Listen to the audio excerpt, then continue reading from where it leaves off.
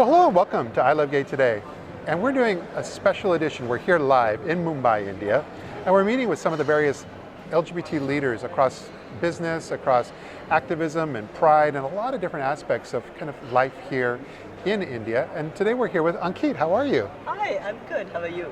I'm doing great. It's so great to be connected and meeting you here in person, because especially when it comes to how we met through social media and LinkedIn and Twitter, I feel like I know you already because I see so many of your things. Thank you, yes. But what's fascinating is just that I've come to learn, though, in India that social media is just, it's really an embraced tool that so many people, especially in the LGBT community, use to really kind of like not only get the word out, but also engage with each other as well. Yes, social media has been a tool for communication, not only that, but for queer community people to reach out to each other. First of all, in the phase when you are not out, you are questioning, to find out the answers about your sexuality and gender identity, social media is used by our community. Then to reach out to people for support if they need so. And then, in sense, to create a community around you of like-minded people, people who support you, people who appreciate you, people who acknowledge you. Yeah. So I think in all phases of queer life, social media has come in as a boon for all of us in India. Oh yeah, and it shows. I mean, I'm in the United States and I'm logged in and watching kind of what's happening, and Mumbai Pride is one of the things which I think you're involved with and you've spoken at. Yes, Mumbai Pride is one of the biggest pride, quote unquote, because if you ask somebody in Delhi, they might counter that. But okay, here is a city rivalry. But believe me, Mumbai Pride is the biggest Indian pride. Yeah. I am fortunately involved with so many other people and organization who organizes Mumbai Pride, and I have been involved with the organizing committee called QM, Queer Azadi Mumbai, for last 10 years now, and it's been wonderful. Also, Mumbai Pride in its journey has gone through many phases. Yeah. So when we used to organize in our early days, we used to distribute face masks so that people who are not out, want to march in the parade, they would be comfortable coming on the Pride parade and without revealing their identity. And slowly and steadily we started seeing less and less amount of people using masks. And in past few years we have stopped giving the mask, and people if they want to come in a mask, wear face mask, they can do it. Of course, I'm talking about pre-COVID time, and we see that hardly any person is wearing mask now when we talk about Mumbai Pride, right? So you will see the acceptance has gone up. People are comfortable coming out and walking on the Pride parade and acknowledging their sexuality, their identity, and not only that, there are so many straight people who comes in the Pride to support their friends or community in general. So the journey of Pride, especially in a country like India, tells you the story of queer rights in itself. No, and it appears that India has really come a long way, and because of the way you've described it, it's just it seems like the progress is happening very quickly. Well, since 2018, I see that the progress has happened quite on a fast pace. 2018 was when Honorable Supreme Court of India decriminalized homosexuality and read down Article 377, which was a British era law imposed on us during the colonial time, and we still continued even after independence. So I would say that things which my previous generation could not even imagine, I have it today. And I hope to see more rights in my lifetime. So sometimes I always believe or say this, that my generation is the luckiest queer generation of India. Do you know why?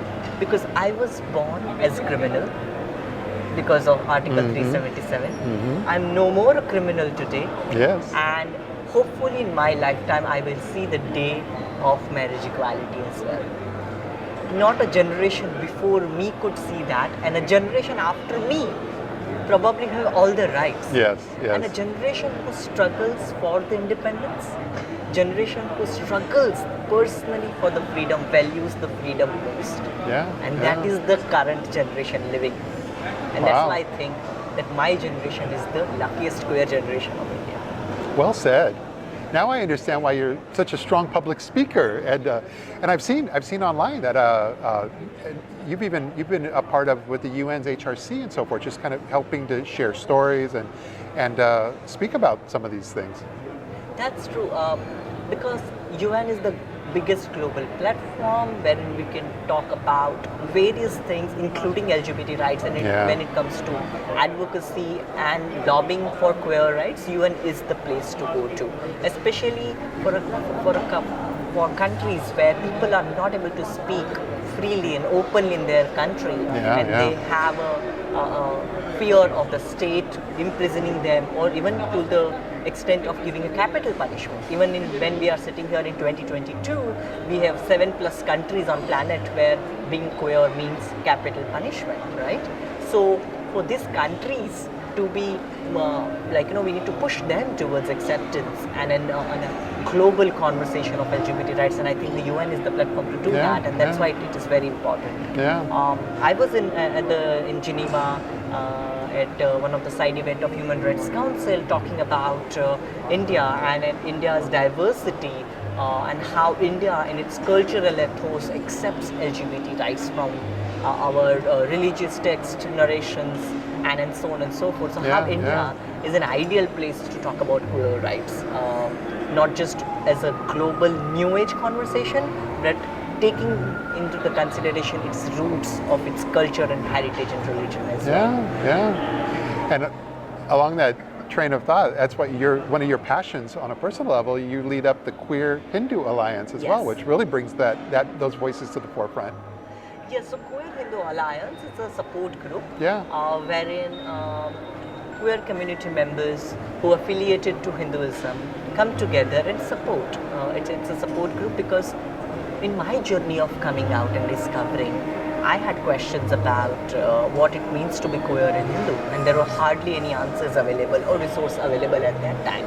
And then I did my own research. I studied my faith for over 2 years from academic perspective, and I found that there are so much of references to queer gender orientation, identity and expression mentioned in Hindu scriptures that this needs to be acknowledged and celebrated.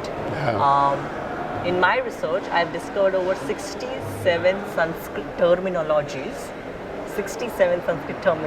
which talks about diverse gender identities, expressions, practices and acknowledgements. Wow. How many do we have it in English? LGBTQIA. And every 2 years we'll add one more alphabet to this alphabet. Yes.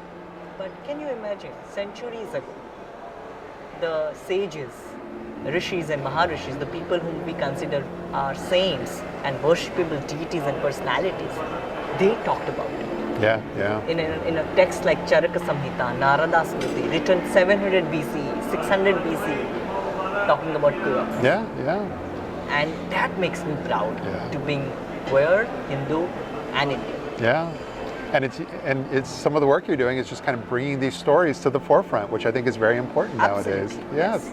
I think this is amazing, and mostly I'm so glad that you were able to take some moments of your time just to kind of share some of your story and what you've been up to, because what we're going to do is we're going to actually be creating kind of a Voices of India video that compiles some of these interviews together and across common themes, which is that people are going to be amazed of things that they didn't even understand or know that were going on in your country over these years. And so looking forward to it. Yes, I'm so glad you were here, and thank you so much. Thank you for the opportunity. Absolutely. Namaste. Thank you.